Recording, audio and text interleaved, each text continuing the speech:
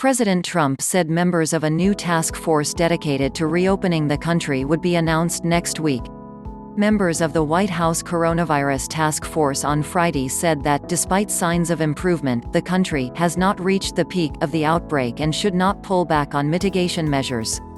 And so every day we need to continue to do what we did yesterday and the week before and the week before that, because that's what in the end is going to take us up across the peak and down the other side, said Deborah Birx, a physician and member of the group. Leading infectious disease expert Anthony Fauci added that the U.S. is starting to see the leveling off and the coming down, but he agreed that it isn't time to relax. It's important to remember that this is not the time to feel that, since we have made such important advances in the sense of success of the mitigation, that we need to be pulling back at all, Fauci said. The messages come after The Washington Post reported that President Trump was eyeing May 1 as the date to reopen the country. The White House's current social distancing guidelines last through April 30. Trump addressed the report during the briefing, saying he wasn't dedicated to a certain date. He said the decision of when to open the country would be the biggest decision he's ever made, while repeating that he wants to get the country open as soon as we can.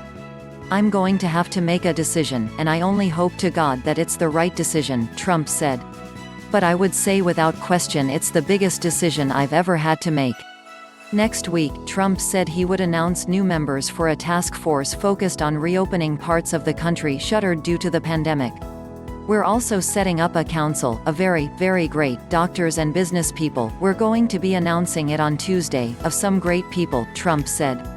"The group wouldn't just be focused on the economy," he said. "This is really, I call it the Opening Our Country Task Force, or Opening Our Country Council, so we don't get it confused with Mike's task force, which has done so great," Trump said. "And we're going to have the great business leaders, great doctors, we're going to have a great group of people." Trump added that updated models are projecting a smaller death toll than in the past. "The minimum number was 100,000 lives, and I think we'll be substantially under that number. Hard to believe that if you had 60,000 you can never be happy, but that's a lot fewer than we were originally told and thinking," he said. Ahead of Easter Sunday, Vice President Mike Pence urged people to stay home in order to keep that number down. "We also want to say very respectfully to all the church communities around this country and all the places of worship to continue to heed the guidelines issued in the President's Coronavirus Guidelines for America," Pence said.